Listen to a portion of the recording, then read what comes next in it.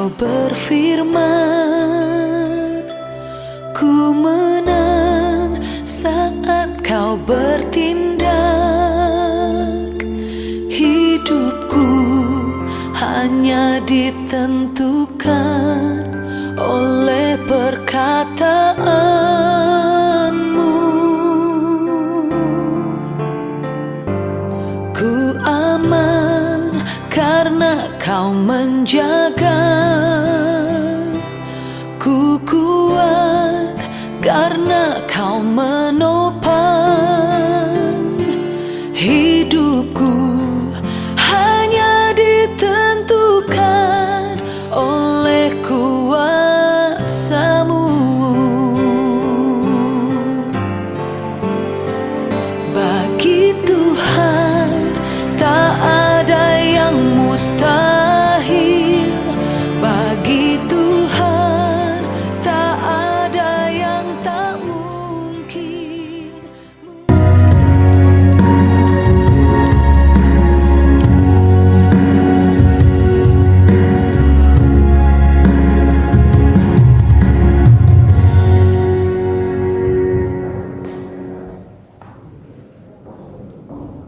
Shalom Bapak Ibu Jemaat yang dikasihi oleh Tuhan Yesus Kristus. Apa kabar?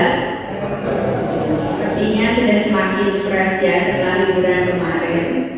Ya, warta jemaat untuk minggu ini. Ucapan terima kasih Gembala dan segenap majelis POK GPM mengucapkan selamat beribadah bagi seluruh jemaat POK GPM di tempat ini. Persembahan minggu ini diadakan 2 kali untuk kas gereja dan perpuluhan. Persembahan minggu depan diadakan 2 kali untuk kas gereja dan diakonia.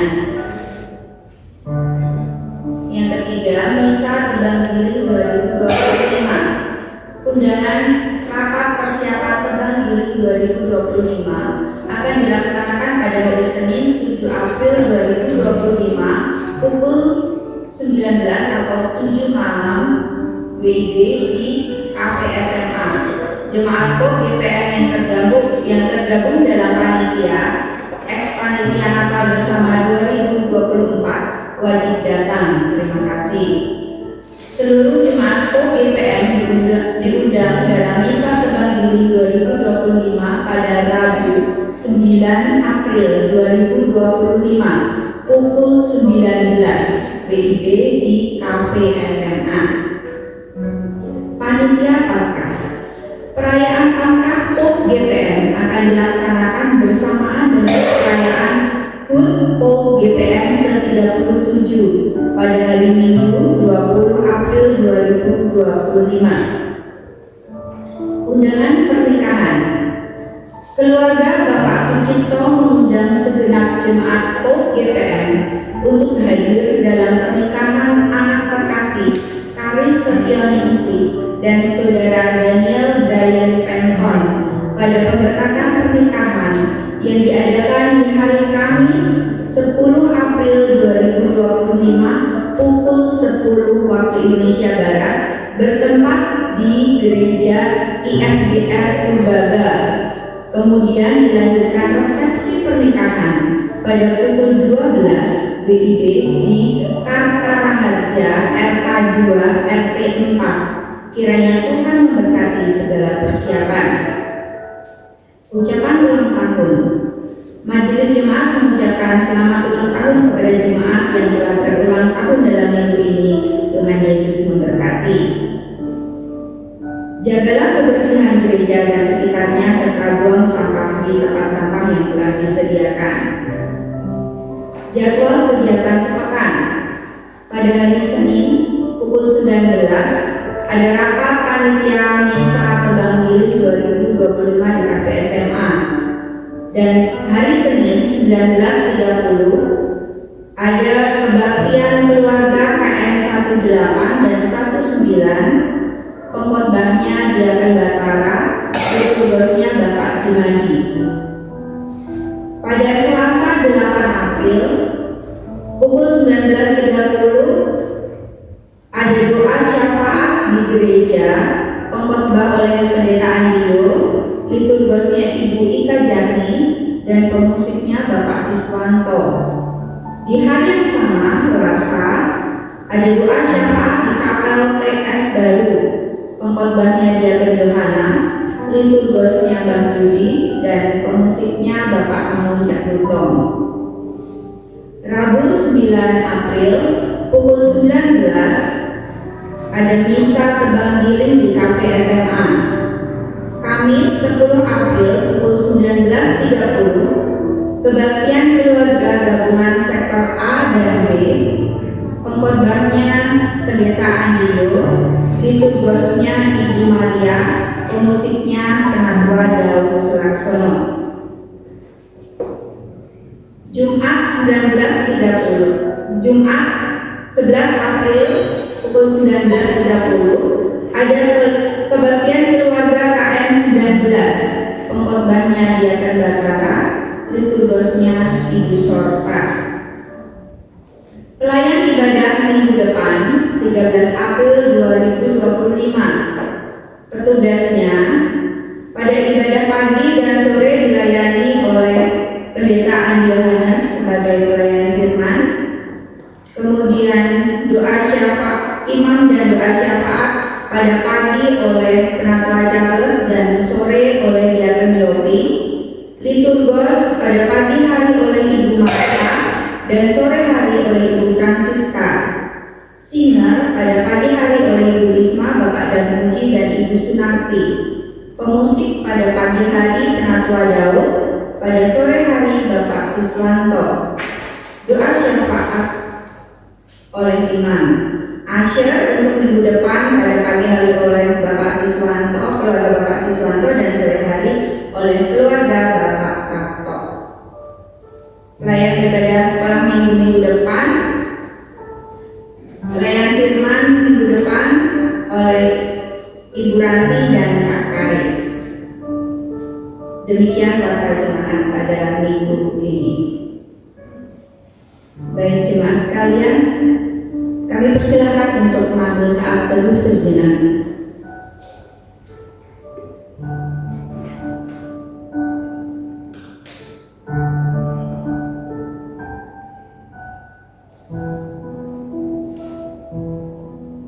Saat teduh selesai, jemaat kami undang untuk bangkit berdiri.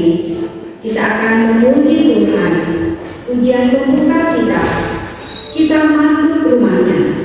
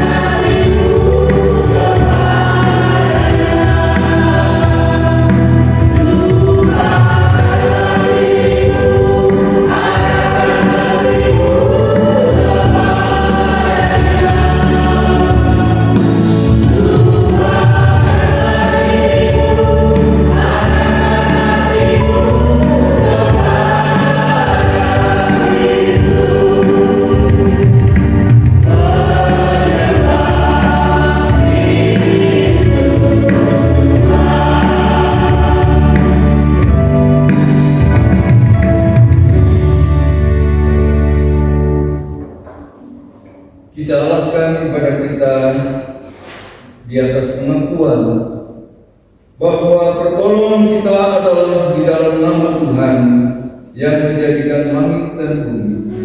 Salam sejahtera dari Allah Bapa dan Tuhan Yesus Kristus. Amin. Haleluya.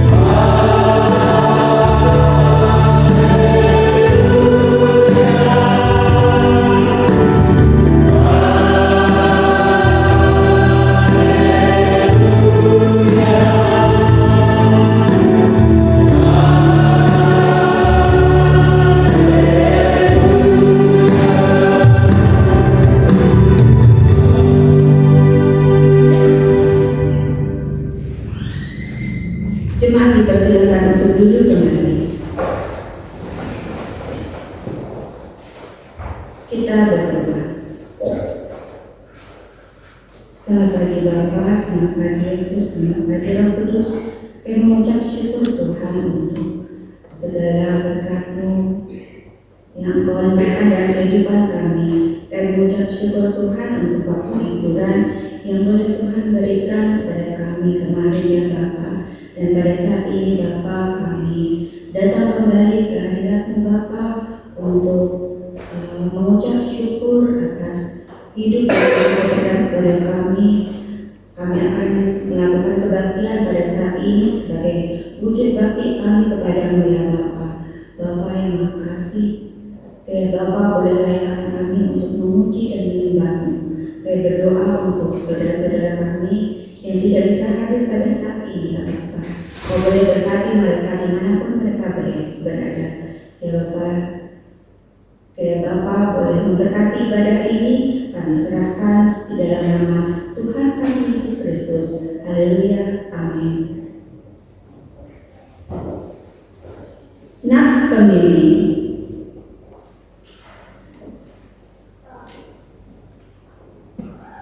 Nats pembimbing diambil dari Mazmur 126.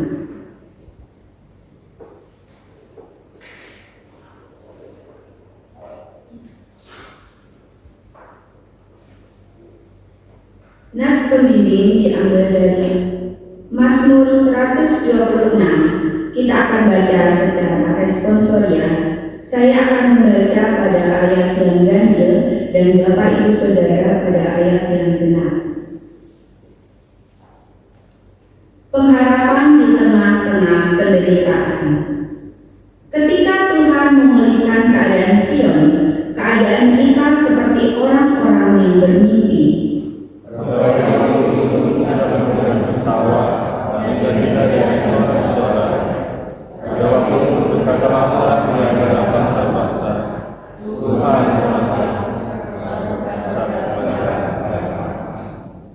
Tuhan telah melakukan perkara besar pada kita, maka kita bersuka cita.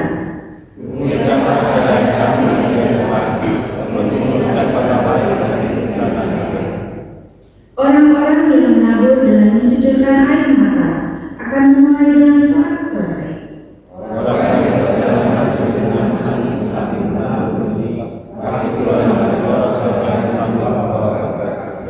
Amin. Jemaat kami undang untuk bangkit berdiri. Kita akan memuji Tuhan. Pujian sukacita kita. Ada satu sobatku yang setia.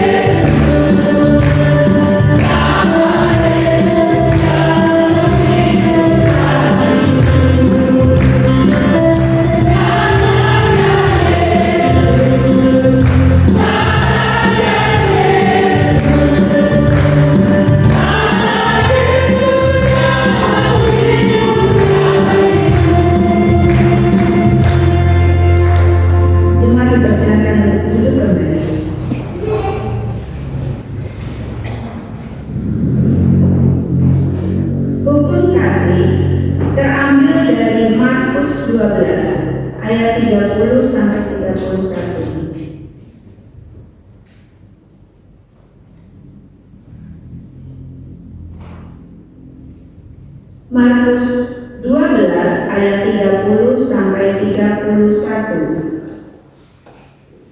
Saya bacakan. Markus 12 ayat 30 sampai 31. Kasihilah Tuhan Allahmu dengan segenap hatimu dan dengan segenap jiwamu dan dengan segenap akal budimu dan dengan segenap kekuatanmu. Dan hukum yang kedua adalah kasihilah sesamamu manusia seperti dirimu sendiri. Tidak ada hukum lain yang lebih utama daripada kedua hukum ini.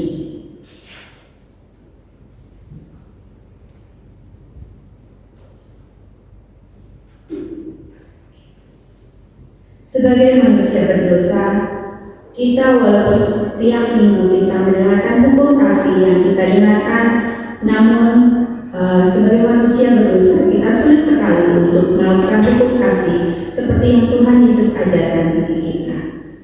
Untuk itu kita akan memohon pengampunan dosa dengan mengangkat pujian, Tuhanku bila hati kawanku, dari KJ 467.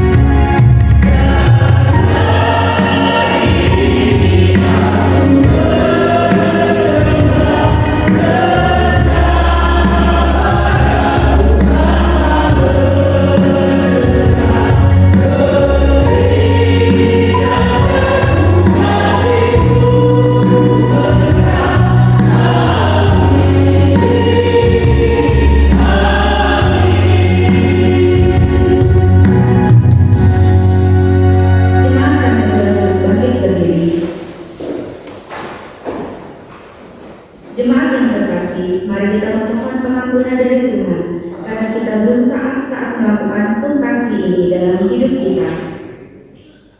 Mari kita berdoa. Ya Allah Bapa kami yang di surga, Engkaulah Sang Maha Kasih dan benar. Kami mengakui kesalahan dan dosa kami. Ya Tuhan, ampunilah kesalahan kami, sebab besar kesalahan itu.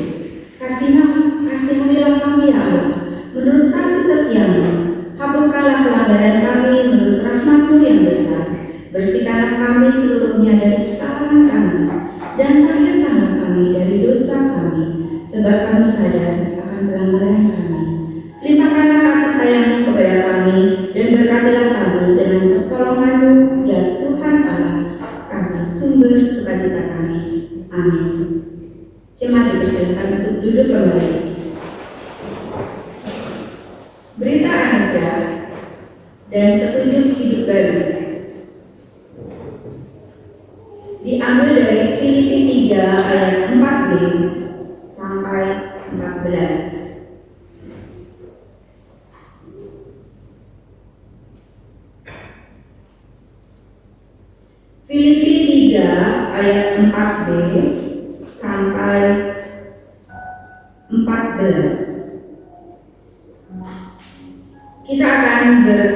kita akan membacanya secara bergantian. Saya akan membaca ayat yang genap dan Bapak Ibu Saudara pada ayat yang ganjil.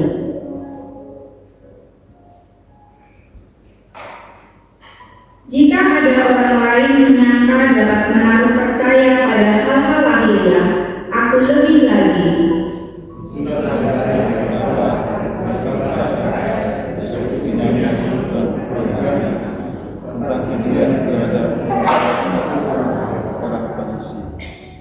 Tentang kegiatan aku penganiaya jemaat, tentang kebenaran dalam mentaati hukum Taurat, aku tidak bercacat.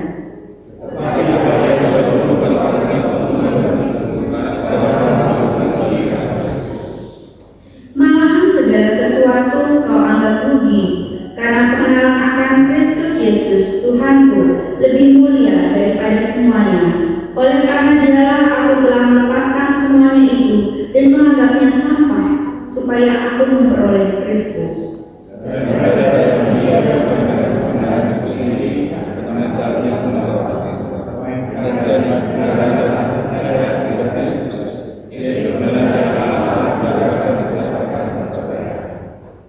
Yang kuhendaki ialah mengenal Dia dan kuasa kebangkitannya dan persekutuan dalam penderitaannya, di mana aku menjadi serupa dengan Dia dalam kematiannya.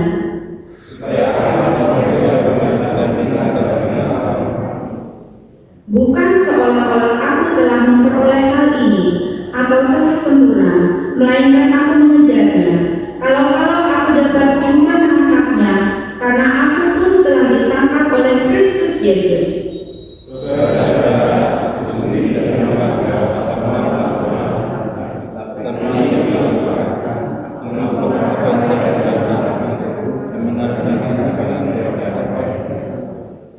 Dan berlari-lari kepada tujuan untuk memperoleh hadiah, yaitu panggilan sorgawi dari Allah dalam Kristus Yesus.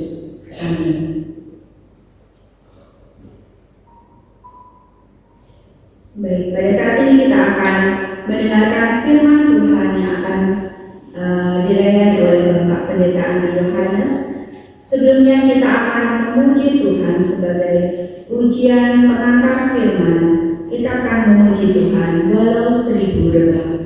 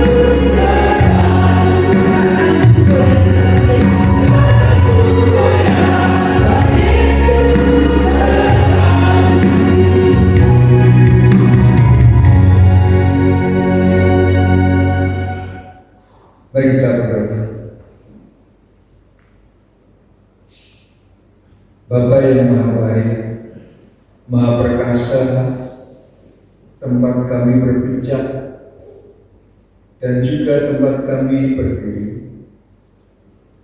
Kami bersyukur karena Engkau hadir.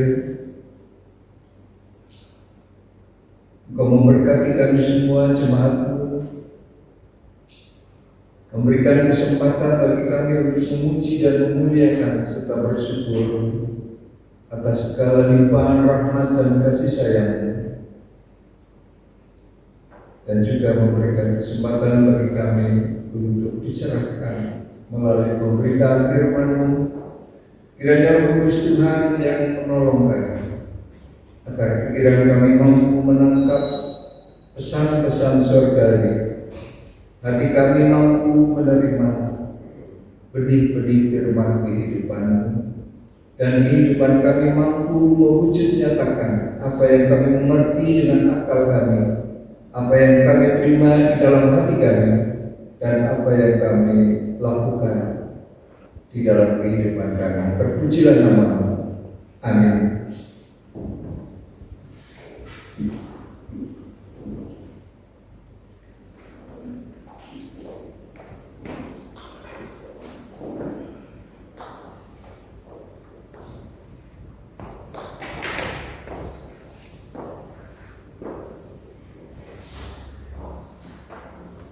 Saudara, mari kita buka Alkitab kita hari ini dari Injil Yohanes pasal 12 ayat yang pertama sampai ke-8.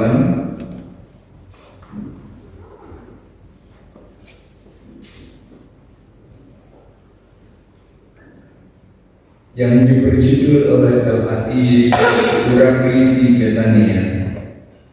6 hari sebelum Paskah, Yesus datang ke Betania, tempat tinggal Lazarus yang dibangkitkan Yesus dari antara orang mati.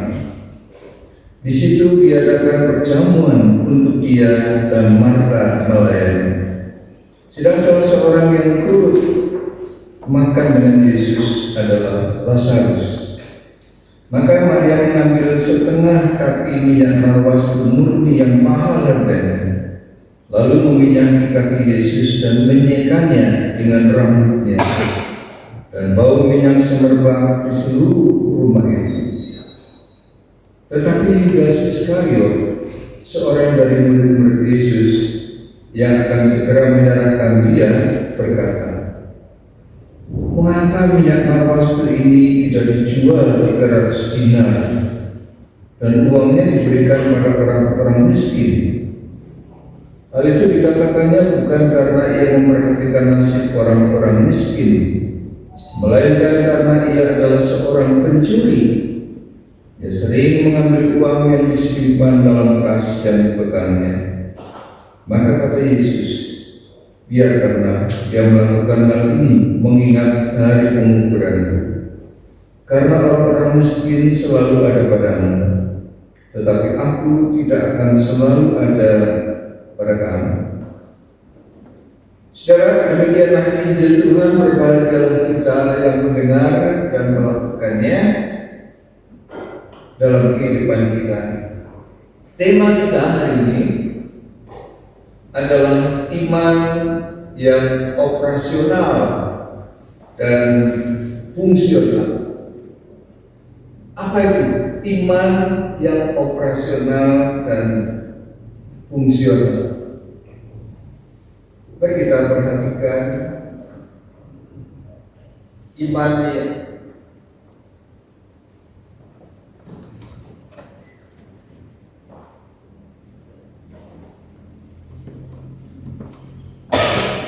saudara-saudara, kita akan mencoba untuk melihat apa maksud tema ini. Yang pertama, iman.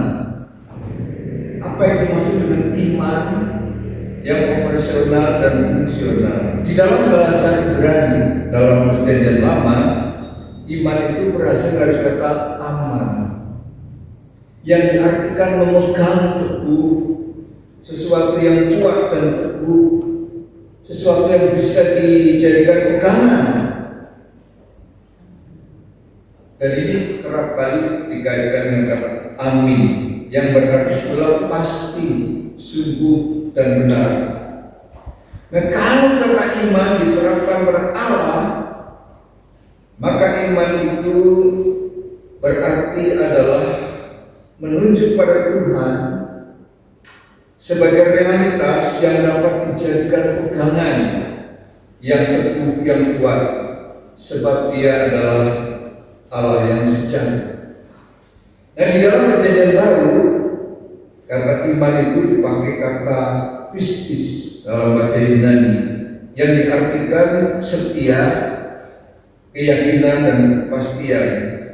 Tidak berbeda dengan kata aman di dalam bahasa Ibrani. Kedua kata ini, saudara-saudara, baik di dalam bahasa Ibrani maupun Yunani, baik aman maupun pistis, itu menunjukkan pada sikap yang teguh di dalam mengimani Allah sebagai satu-satunya pegangan hidup yang dapat dipercaya. Kalau kita punya iman, maka artinya kita punya pegangan hidup, dan yang kita pegang adalah sesuatu yang bisa dipercaya. Menurut Ibrani, terus Ibrani 11, next ya.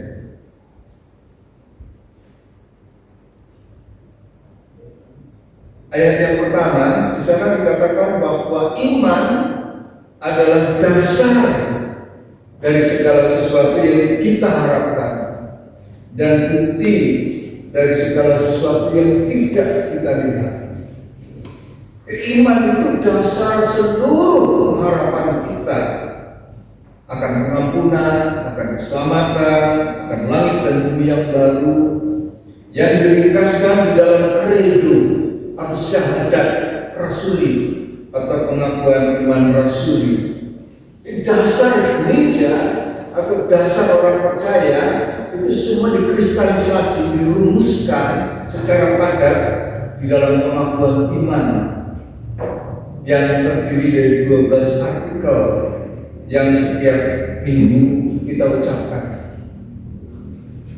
Nah, saudara-saudara sekalian, iman juga menjadi bukti dari sesuatu yang tidak kita lihat, sesuatu yang kita belum tahu, yaitu tentang kehidupan setelah kematian, tentang kebangkitan daging dan hidup yang kekal. Siapa yang tahu? Siapa yang ngerti? Buktinya apa? Satu-satunya bukti menurut Alkitab adalah iman.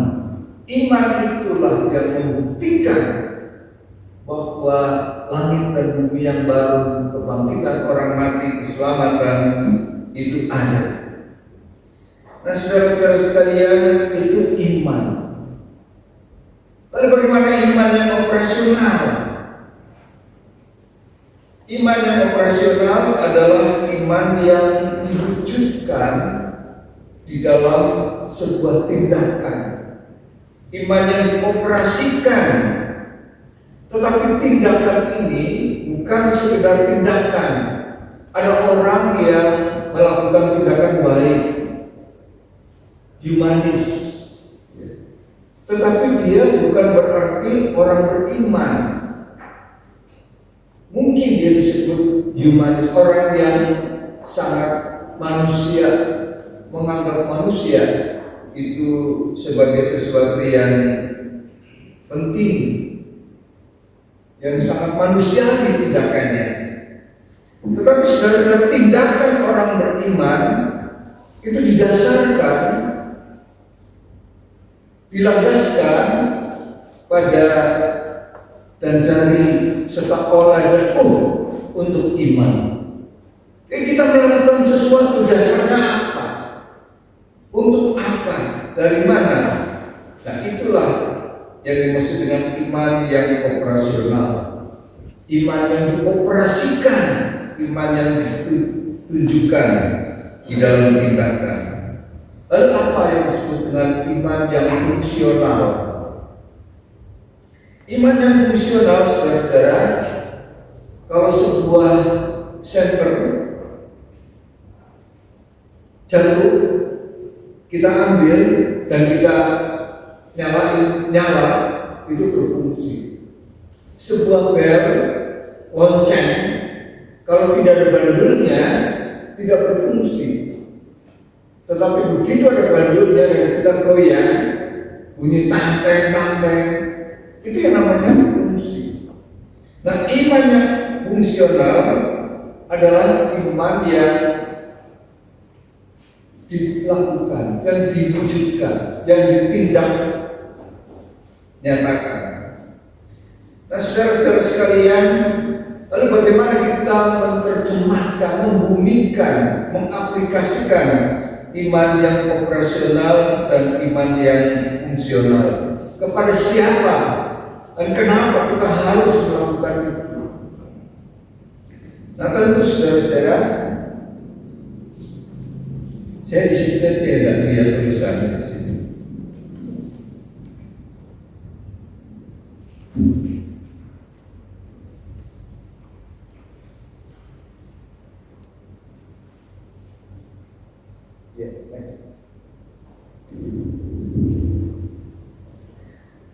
Terus, jadi pertanyaan orang beriman, bagaimana iman orang beriman itu tetap operasional dan fungsional menghadapi semua itu. Jadi kita mau mengoperasikan sesuatu kan butuh konteks, butuh suasana kebatinan, butuh suasana sosial. Konteks kita sekarang ini apa? Sehingga kita tahu apa yang harus kita lakukan. Nah, saudara-saudara, menurut para pakar pendidikan malah, sekarang ini konteks kita adalah adanya retaknya kehidupan kekeluargaan, meledaknya budaya pop oleh dorongan media industri, dan menguatnya materialisme, kecenderungan mementingkan diri. Ini konteks suasana kebatinan kita secara global pada saat ini. Dan banyak para ahli mengatakan bahwa generasi sekarang ini merupakan generasi yang sangat kompleks, yang sangat rentan dan penuh dengan masalah. Ada krisis sosial dan krisis moral, kemudian karakter yang menyedihkan. Jadi secara faktual, kenyataan yang ada, kita semua sedang menghadapi persoalan yang disebut integritas, keutuhan antara kata, pikiran, hati, dan tindakan kita. Kemudian etos kerja. Kerja bukan sekedar kerja. Kerja bukan asal kerja, tetapi dia memiliki etos, memiliki etika, memiliki moral kerja dan kepercayaan. Nah, ini sekarang krisis global yang sedang melanda seluruh bumi, termasuk juga kita semua. Ini konteksnya. Nah, kesinilah orang-orang Kristen sekarang ini diutus untuk mengoperasikan dan memfungsikan iman kita. Nah, bagaimana kita mencari inspirasi dan mewujud nyatakan itu? Nah, saudara-saudara, di dalam bacaan kita, maka Yohanes 12 ayat 1-8, konteksnya adalah menjelang masa sengsara Kristus. Di situ ada peristiwa, ada tokoh panggung yang cukup menarik, yaitu paling sedikit ada dua yang menonjol. Tokoh yang utama yaitu Maria dari Betania dan yang kedua Yudas. Ada tokoh figuran juga Lazarus, bagian yang disebut makan bersama dengan Yesus. Nah, dua-duanya saudara-saudara ini pengikut Yesus, orang yang amat sangat dekat dengan Yesus. Bahkan yang satu adalah orang kepercayaan Yesus, yaitu menjadi bendahara, yaitu Yudas. Apa yang menarik saudara-saudara dari Maria dari Betania ini? Dikatakan bahwa dia membasuh kaki Yesus dengan minyak narwastu. Ini minyak yang amat sangat mahal harganya.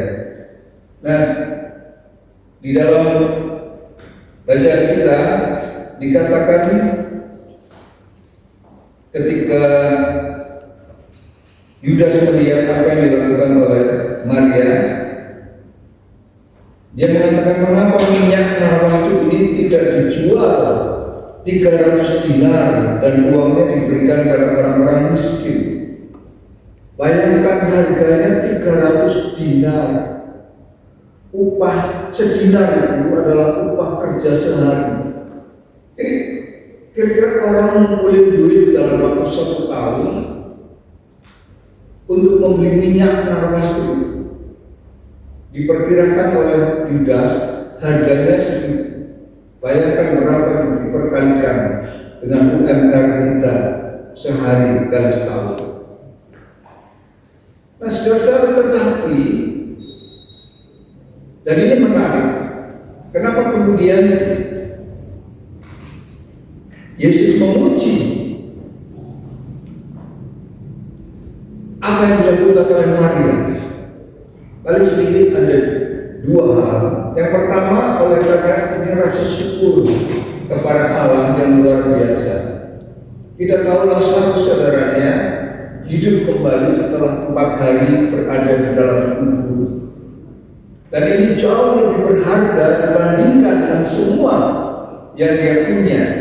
Bahkan harta yang paling berharga pun dia relakan demi rasa syukur tindakannya Tuhan atas saudaranya yang membangkitkan dia.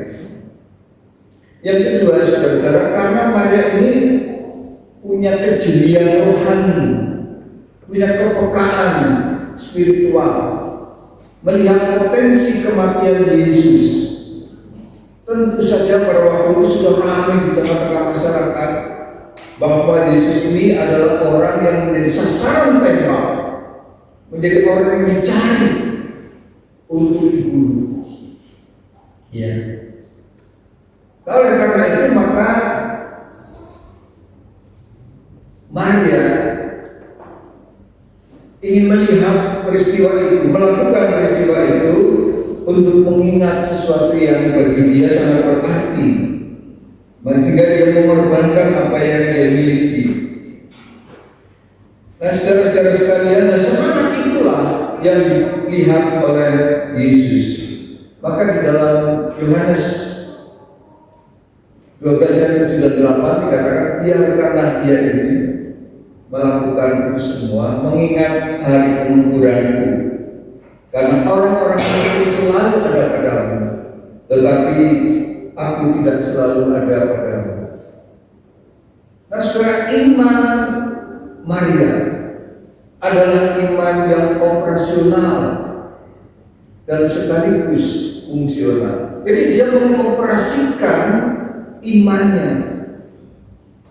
Cinta yang tidak pernah diwujudkan bukanlah cinta. Cinta yang dikatakan bukanlah cinta. Tetapi cinta harus sampai kepada perwujudan. Nah, iman yang tidak dioperasikan dan difungsikan bukanlah iman. Mungkin berkarikatur iman. Kelihatannya iman, tetapi baru gambaran, bukan realitas iman itu sendiri. Nah, saudara-saudara sekalian, jadi iman itu bukan secara pemahaman, secara intelektual, secara akal pengetahuan, secara definisi, bukan. Tetapi iman itu adalah sesuatu yang rasional, yang ilmiah dan relasional, dan bisa dioperasikan di dalam kehidupan yang nyata, dalam praktis kehidupan. Itu Maria. Lalu kita perhatikan pada diri Yudas, saudara-saudara. Pada diri Yudas, ini orang luar biasa sebenarnya di dalam jajaran para murid Yesus, karena dia diberi jabatan yang sangat strategis. Dan semua orang mampu dan bahkan bisa diberikan jabatan yang sangat strategis. Hanya orang-orang yang bisa dipercaya, bukan saja mengelolanya, ya, bukan saja menerimanya, tetapi jika mengelola, bahkan mengembangkan bagaimana supaya persekutuan kabar Injil terus berjalan dengan dengan baik. Ini ada orang yang punya kepercayaan dan mendapat kepercayaan yang tinggi untuk mengelola keuangan. Apa tanggapan Yudas pada waktu melihat Maria meminyaki Yesus dengan minyak yang mahal itu?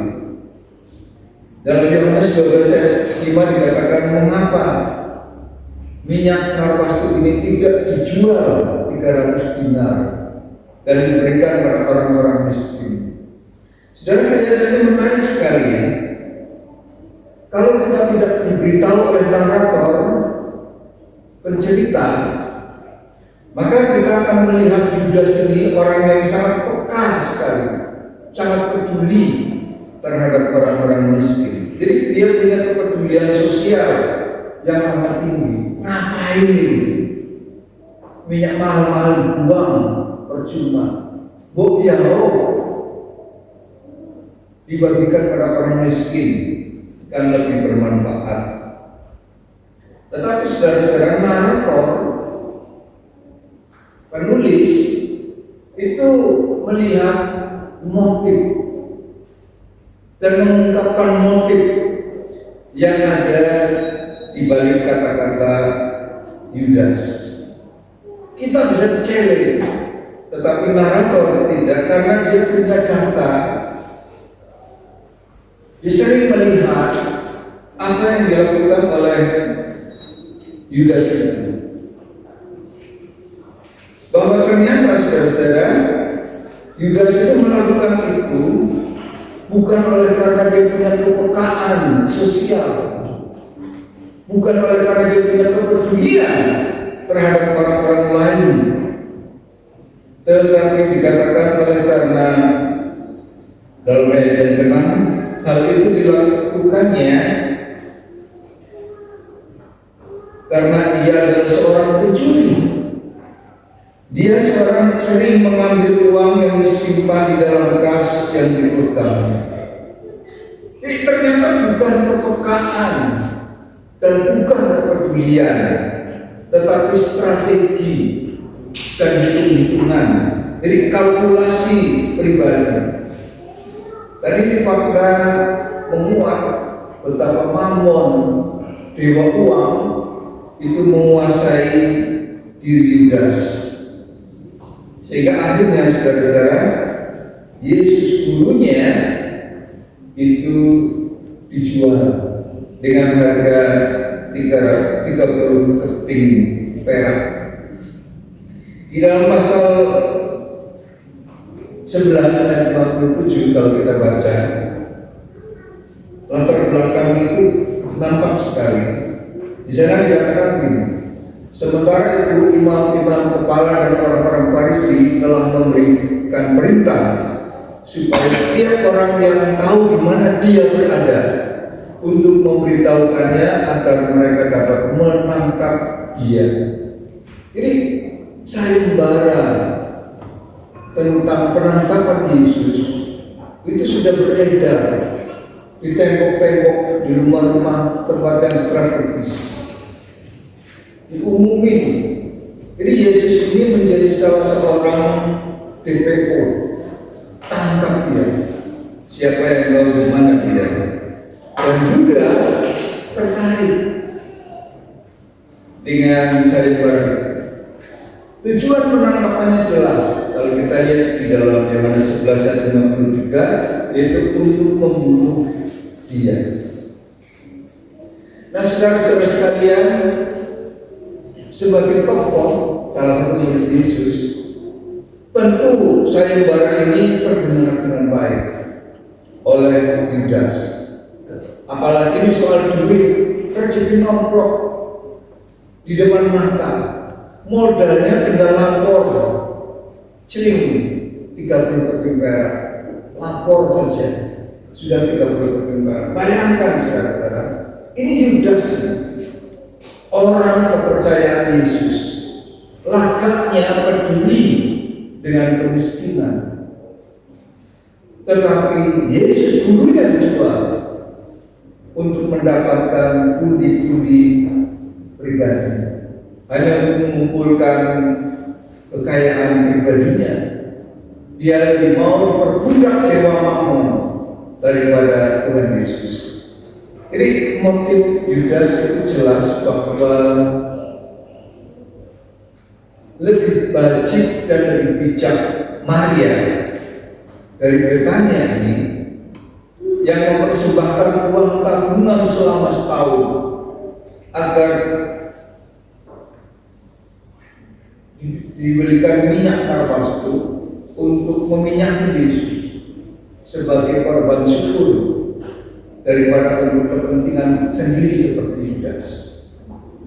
Jadi saudara-saudara, iman Yudas itu bukan iman yang operasional, ya, tetapi dia iman yang tidak mengoperasikan dan memfungsikan dengan baik. Dia menjadikan iman itu sebagai kendaraan untuk memperoleh keuntungan material dan cita-cita perjuangannya sendiri, sukses sebagai clandestin, sebagai pejuang aktivis gerakan bawah tanah.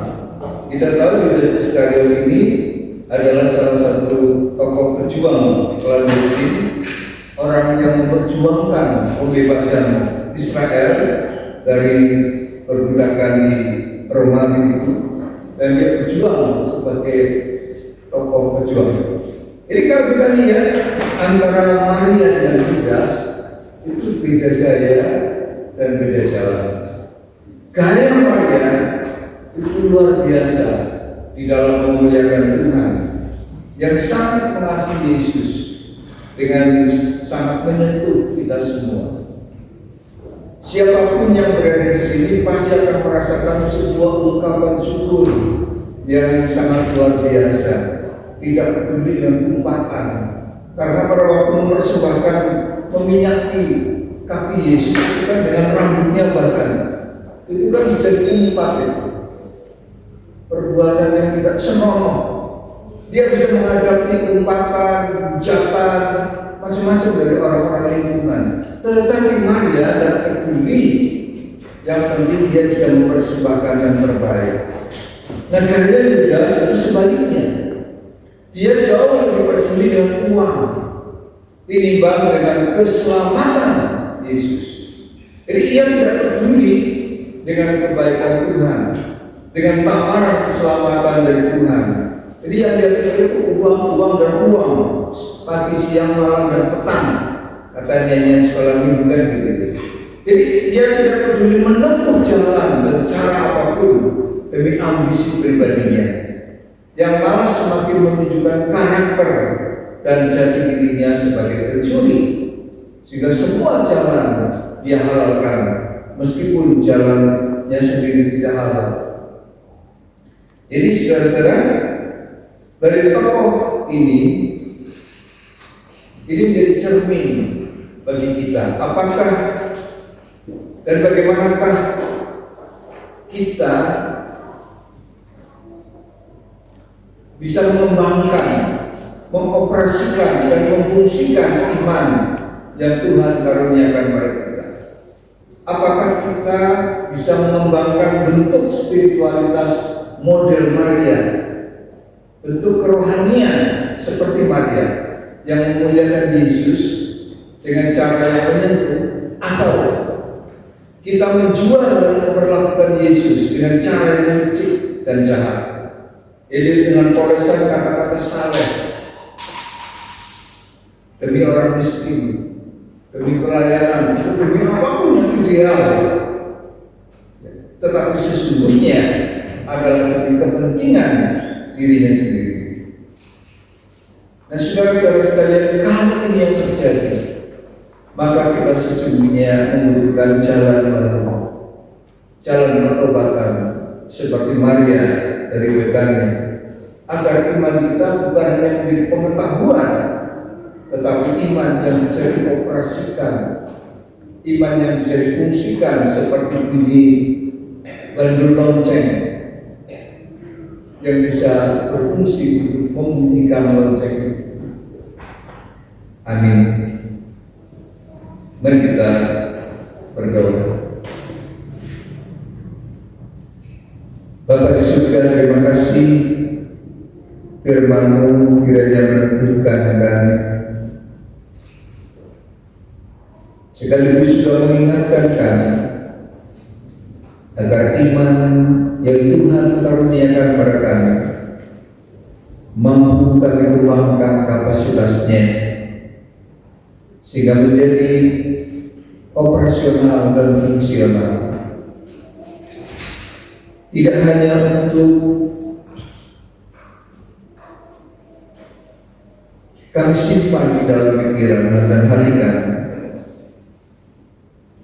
tetapi kami bagikan dalam kehidupan kami.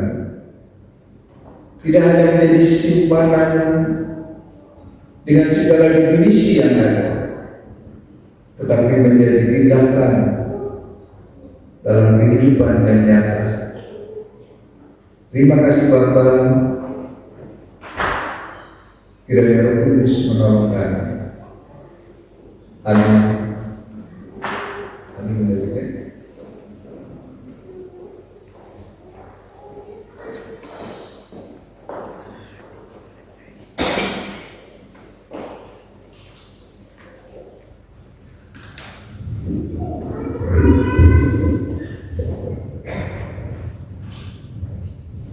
Terima kasih untuk pelayanan yang diberikan oleh Bapak Pendeta Adi Yohanes.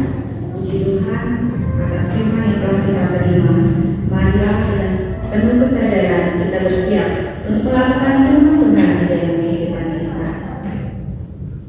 Kita akan memuji Tuhan sebagai pujian respon firman Tuhan dari KJ 387, Ku heran Allah mau memberi.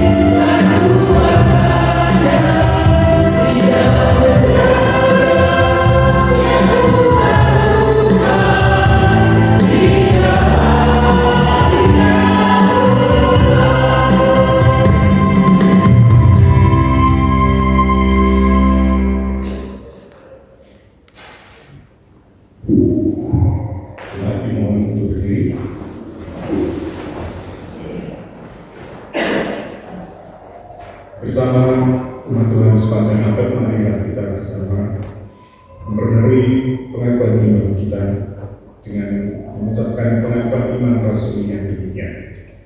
Aku percaya kepada Allah Bapa yang Maha Kuasa, Kali langit dan bumi, dan pada Yesus Kristus Anak yang tunggal Tuhan kita, yang dikandung daripada Kudus, lahir dari anak dan muda, yang menderita dua pemerintahan Kristus Pilatus, disalibkan, mati dan dikuburkan, turun ke dalam kerajaan maut.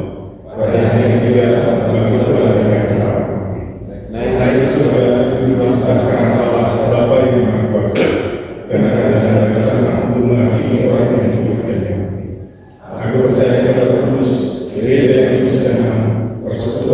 Kudus, mengampuni dosa, kebaikan dan diberi Engkau. Amin. Silakan duduk. Mari kita berdoa. Puji dan syukur kami naikkan kepada Tuhan atas berkat kasih anugerah Tuhan dan pertolongan Tuhan. Pagi hari ini kami boleh beribadah kepada-Mu, mendengarkan sabda Tuhan, memuji nama-Mu. Dan Roh Kudus menolong kami agar Tuhan mampukan kami mewujudkan kehendak-Mu, mewujudkan firman-Mu dalam kehidupan kami hari lepas hari. Sebagaimana firman Tuhan yang baru saja kami dengar, mampukan kami untuk mewujudkan iman kami, iman yang operasional sekaligus fungsional dalam kehidupan kami sehari-hari. Terima kasih Tuhan pada kesempatan ini kami sampaikan untuk bangsa dan negara kami Indonesia ini Tuhan. Bapak kami bersyukur untuk bangsa dan negara kami, di mana kami Tuhan berkati, Tuhan limpahkan dengan banyak hal setiap bangsa dan negara kami. Permasalahan yang ada dalam bangsa dan negara kami, Tuhan, kami sudah berdoa kiranya Tuhan tampuk tangan sehingga bangsa kami dapat terlepas dari berbagai persoalan ekonomi, politik, keamanan, dan permasalahan yang lain yang ada di bangsa kami. Bapak berkatilah bangsa kami mau berkati. Kami juga berdoa untuk sebagai kawan setia Tuhan, di mana Tuhan memberkati kami dan memelihara kami melalui perusahaan di tempat kami berada saat ini. Bapak kiranya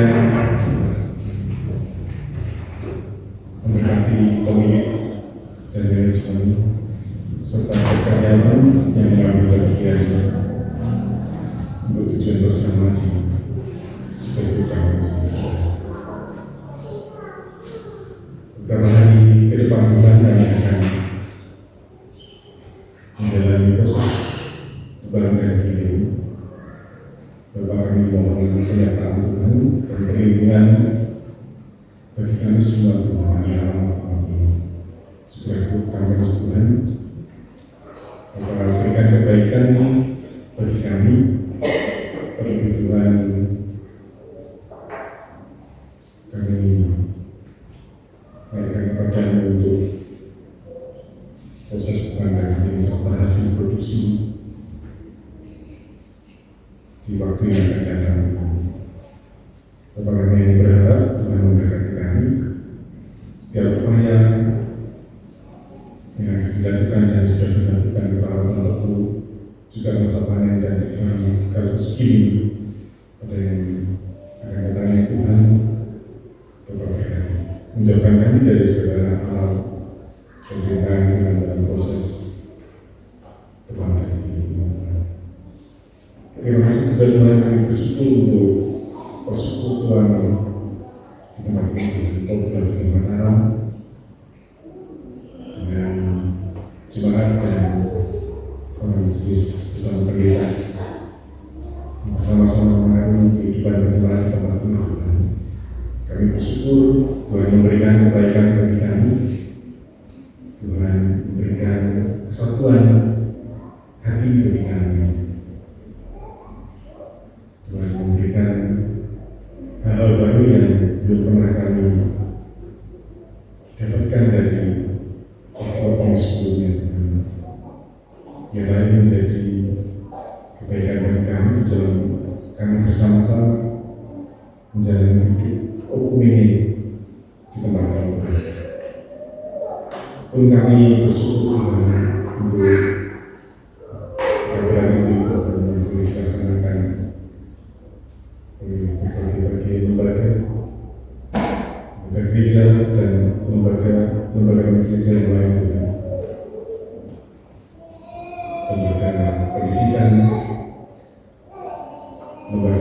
kesehatan dan program misi yang lain Tuhan. Bapak kiranya Tuhan memberkati setiap jari ulangan itu mengambil bagian untuk pengabdian Tuhan, para pendeta, para misionaris, para romo dan pastor yang mengambil bagian untuk pengabdian Tuhan. Pada saat hari ini Tuhan sudah kami menaikkan doa kami untuk anak-anak kami Tuhan. Mereka yang masih berada di dalam pendidikan dengan anak-anak mereka usia dini ataupun yang sudah sampai di perguruan tinggi Tuhan. Berkatilah anak-anak kami Tuhan sehingga anak-anak kami dapat menyelesaikan pendidikannya dengan baik dalam penyataan Tuhan.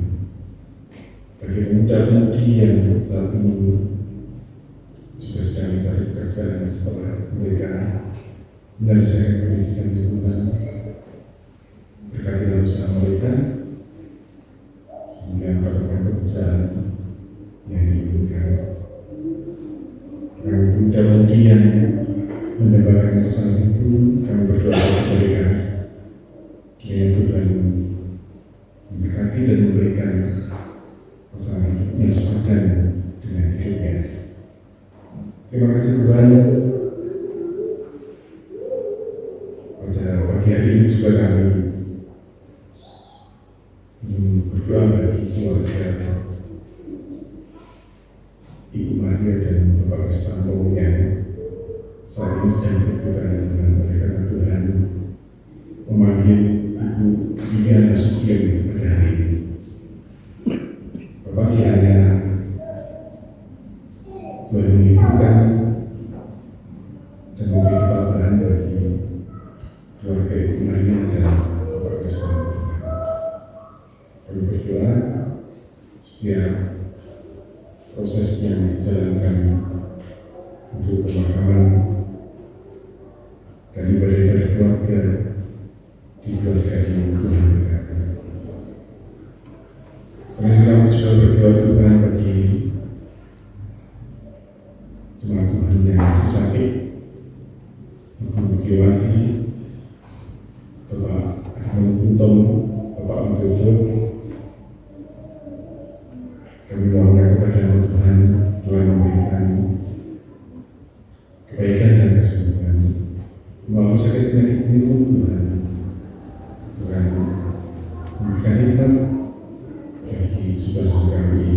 Ada kebaikan Tuhan di balik sakit penyakit yang diderita. Kami juga bersyukur Tuhan untuk pemulihan bagi saudara-saudara kami, Bapak Ibu Iswidodo, itu Muhammad Juansi, anak Patricia Rosani, Ibu Nadia, Ibu Kristi Selatan, anak Alexia, Bapak Sucipto dan Bapak Sumardi. Terima kasih Tuhan, Tuhan memberikan kebaikan bagi saudara-saudara ini dalam proses pemulihannya. Kami juga berdoa Tuhan untuk saudara orang tua kami, para lansia yang saat ini mungkin tidak bersama kami tinggal di tempat ini, ataupun mereka yang bersama kami tinggal di tempat ini Tuhan. Bapak, kami bersyukur kami masih bisa dan boleh bersama dengan orang tua kami ini. Kami bersyukur Tuhan memberikan kebaikan bagi orang tua kami, dan kami mohon kiranya Tuhan senantiasa memberkati para lansia orang tua kami. Tuhan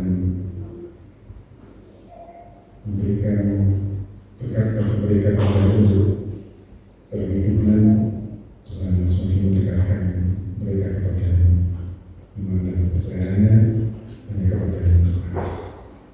Terima kasih Tuhan Yesus. Kami menaikkan syukur kami dan permohonan kami kepada-Mu. Mohon ampun atas setiap dosa dan pelanggaran kami Tuhan. Permohonan dan ucapan syukur kami ini Tuhan kami naikkan kepada-Mu. Hanya di dalam nama Tuhan Yesus Kristus, Tuhan dan Juru Selamat kami, yang mengajar kami berdoa dengan demikian.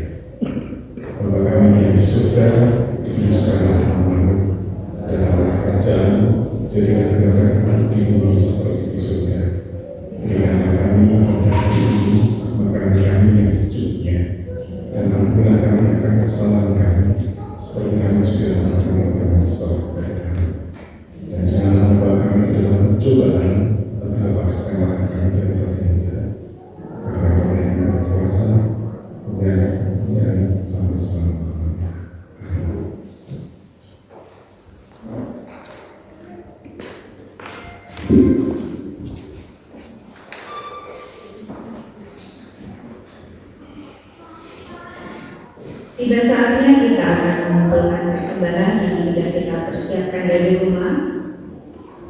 Sebelum kita mempersembahkan persembahan kita, persembahan akan diawasi oleh firman Tuhan dari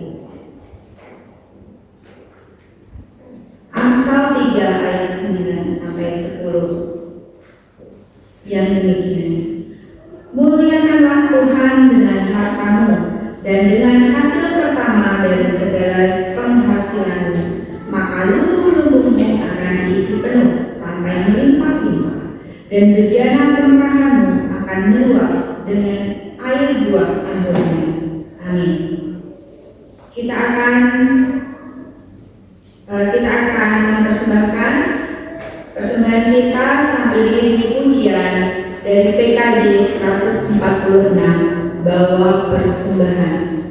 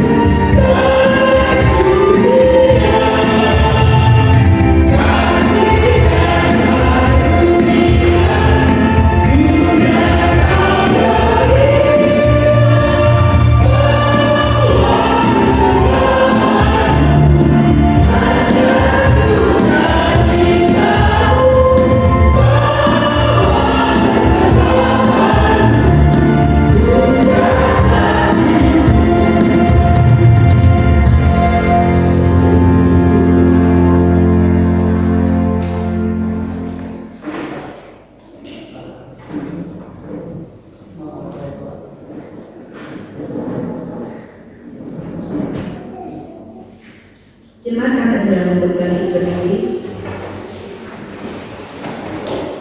Kita bawa persembahan ini di dalam doa. Bapa yang Maha Pemurah, kami mengucap syukur Tuhan untuk setiap berkat-berkat yang tercurah bagi kami. Pada saat ini Tuhan, kami membawa persembahan kami sedikit dari apa yang telah Engkau berikan kepada kami. Biar Tuhan boleh pakai persembahan ini untuk memperluas kerajaan-Mu di tempat ini. Bapak yang Maha Kasih, Bapak boleh memberkati setiap kami, setiap usaha kami, setiap pekerjaan kami ya Bapak. Engkau boleh limpah-limpahkan berkat bagi kami. Terima kasih Bapak, kami berdoa di dalam nama Tuhan kami Yesus Kristus. Haleluya, amin. Dengan tetap berdiri, kita akan memuji Tuhan sebagai pujian penutup kita. Pujian dari Hidup Jemaat 432, jika padaku ditanyakan.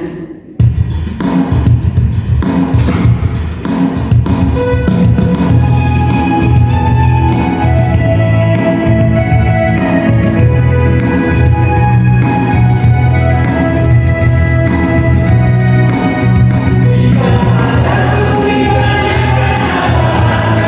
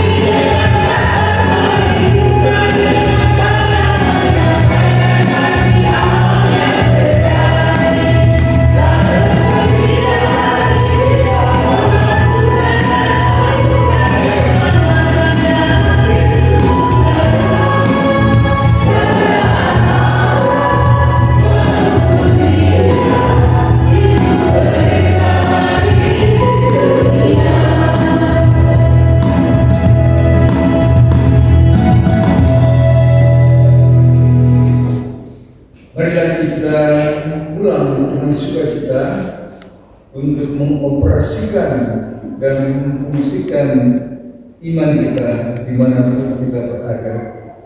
Terimalah berkat Tuhan. Tuhan memberkati dan melindungi saudara.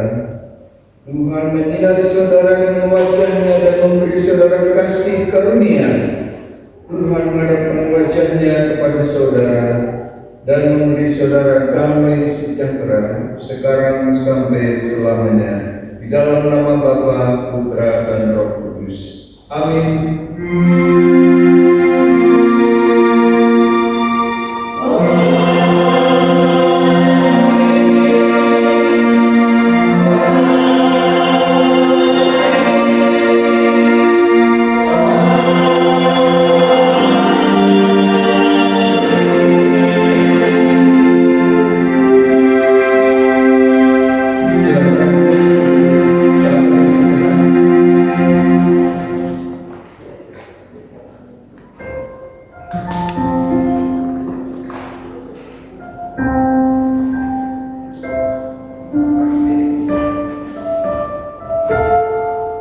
Ibadah telah selesai.